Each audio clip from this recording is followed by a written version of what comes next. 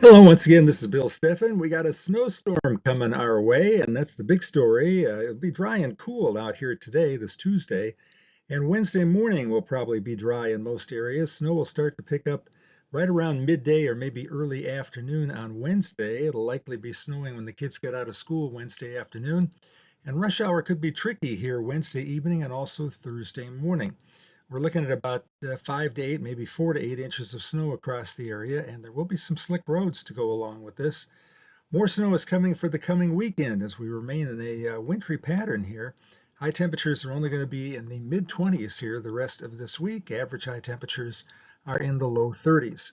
We have a winter storm watch in effect as I talk to you now, and that will be upgraded to either an advisory or more likely a winter storm warning across the area here. You can see some counties not quite included in that. That would be Calhoun, Jackson, and some counties down along the Indiana border. Where precipitation will be a little lighter, and there may be a little bit of mixed precipitation in there. But even in Battle Creek and Jackson, you will see at least a couple of inches of snow. But around Grand Rapids, this could be a fairly significant snowstorm for us. Snow ban starts today in Kansas and then works its way up through Missouri, southeast Iowa, and across northern Illinois. That orange area in northern Illinois is because of the fact that we're going to have a northeast wind, and temperatures will be cold enough that I think Lake Michigan adds an inch or two of lake snow. So this would be lake enhanced snow down there. And I would suspect it's possible that the north suburbs of Chicago, where I grew up, could see about 8 to 12 inches of new snow. There will also be some significant snow, lake effect going on in Houghton County, up in the Keweenaw Peninsula there, and that stretch between Marquette and Sault Ste. Marie. We've got close up here to show you, and I ran the numbers here for Grand Rapids. Now, this is a 72-hour forecast, though the overwhelming amount of snow from this is going to come here from Wednesday afternoon through Thursday morning. But it says over here on the right side, the low end that we would see would be 4 inches, the expected 7 inches, and the very high end, I don't think we quite get there, but that would be 12 inches. So they may see that, like I said, down toward the Chicago area there. And you can see the percent chances here, at least 4 inches. That's a 90% chance of seeing that. That's a pretty high number. 73% chance of seeing 6 inches over that 72-hour period, and at least 8 inches. That's a 50-50 shot here in Grand Rapids. But at least we're at 0% on that 18-inch total down there. There's also a snowstorm that'll be going on today and tonight in the eastern United States, especially from West Virginia into Virginia and Delaware, southern New Jersey. Those areas in the yellow color there picking up about 6 inches of new snow.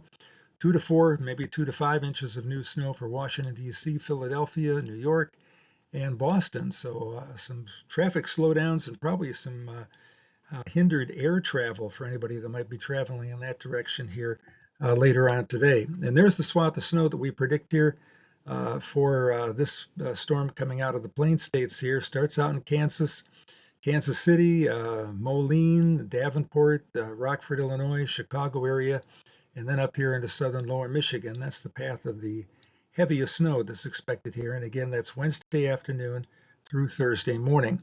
Today, not a bad day. There'll be some peaks at the sun, especially in the morning, 27 degrees, so kind of a cool day today, mid to upper 20s.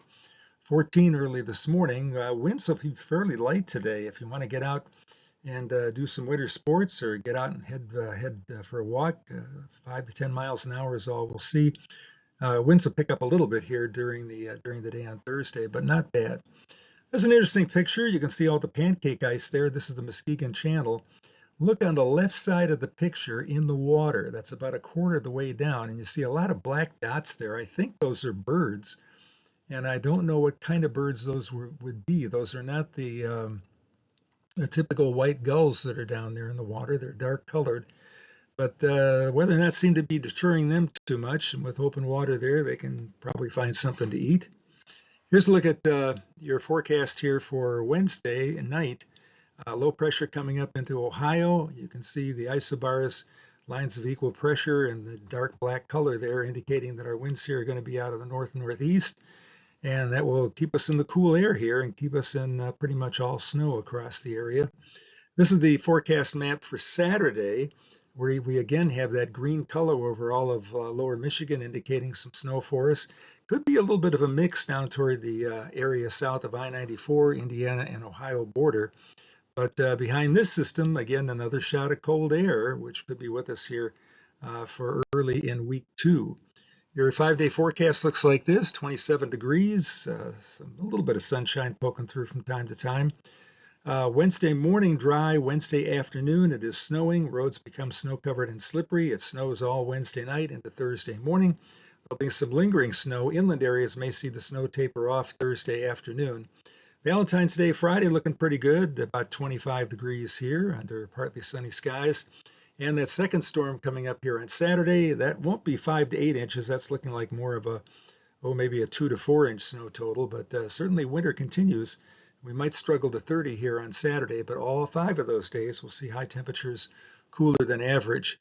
And the latest long range outlook is in right now, and more of the same, below average temperatures expected here for the period February 18th through the 24th. It will be warmer than average in the west and southwest, and also in extreme southern Florida. So those are the places to head if you're sick of the cold and you want to get away from that a little bit here. A couple of viewer pictures to share with you here. This is in Hudsonville, Michigan. Thanks to Tony for sending this along. This is sunrise here Monday morning, and you can see a nice little pillar coming up when there are ice crystals in the air and they're the right shape and size and orientation. Sometimes you can get those sun pillars there looking kind of cool. Fun fact down at the bottom that Michelle added, Hudsonville ice cream was founded in 1926, so it's almost 100 years old. Today, the ice cream is produced in Holland. When it was Hudsonville ice cream, for all that time, for most of that time, it was produced technically in Burnips, but Hudsonville lay claim to it there. But yummy ice cream here in West Michigan. A couple of photos in here of the Grand Canyon. We want to thank Nathan for sending these along to us. Beautiful place there. I've never been to the Grand Canyon, but I have been flying over it in a plane, and it is really impressive flying over in a plane, even from 30,000 feet. You can expect to see mules on the trail, and looks like it's a pretty narrow trail there in places. Hang on to that mule, but they know what they're doing. The second picture there, the air is bright, clear, and crisp. You got a puffy little cumulus cloud or two up there in the sky. Shadows getting longer here as we approach sunset, but really a neat place to be. And it says right there, the National Park Service warns of heat in the summertime. You get down in the down toward the Colorado River Basin down there, you don't have a lot of wind to help cool you off. And it gets cold there in the wintertime. They get a fair amount of snow there, and they can see temperatures even below zero on the coldest days of winter there at the Grand Canyon. How many people visit the Grand Canyon each year? Well, 4.5 to 5 million. About 3 times the number of people that visit Sleeping Bear Dunes. About 4 million visit Yellowstone National Park each year, and I was one of those 4 million here last year. Great Smoky Mountains are the most visited national park, 13 million annual visitors. And when I was there, I've been to the Smokies a number of times, but when I was there once in winter, there were all these people in the parking lot from Florida, and they had come up to see snow. They had brought all their kids up and grandkids and whatnot to show them what snow is. And I talked with a number of them there, and they were having a great time, snowball fights and making snowmen and everything. That's Great Smoky Mountains between North Carolina and Tennessee. And last thing from Michelle, what are we calling this now? An arrow. For 70 years, I've called it the Gulf of Mexico. I don't think I'm going to change that right now.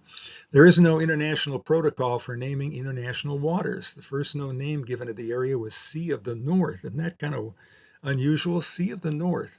I guess it is north of the Caribbean where Columbus was exploring and whatnot. People have called it lots of names, and you can see some of the names there: Gulf of Florida, Gulf of Cortez, Gulf of St. Michael, Gulf of Yucatan, and Gulf of New Spain, amongst others. Of course, the president directed that it be called the Gulf of America. I was surprised that he was able to do that. I don't know what the protocol is on naming that. It'd be kind of interesting if everybody had their own name for it, but I think we all know what it is. Speaking of name changes, that's a picture that my daughter took out of her condo when she lived in Chicago, daughter number 1. This is the Sears Tower. I will always know it as the Sears Tower. It was built while I was in high school in the first couple of years of college. I think it opened in maybe the late 70s. And it was taken over in 2009, so 16 years ago, by the Willis Group Holdings. So it is now the Willis Tower, or I call it the Bruce Willis Tower. So kind of interesting. I think there's 110 stories to that building. And I read an article once about the guy that actually crawls to the top of that twin tower on top of the building and changes the light bulbs and whatnot. He's a Native American, and he said a number of Native Americans aren't really afraid of high heights, and they get paid very well. That's a nice six-figure salary for somebody that's willing to go up there and change the lights. So a lot to share there, but once again, stay tuned. I'll be updating the blog here and have another video for you at some point in time on the snowstorm coming. Again, we're looking at about 5 to 8 inches of snow here, starting Wednesday afternoon and continuing through Thursday morning. More at billsteffen.com, and of course our YouTube channel is billsteffen616. Have a good day. Thanks for coming here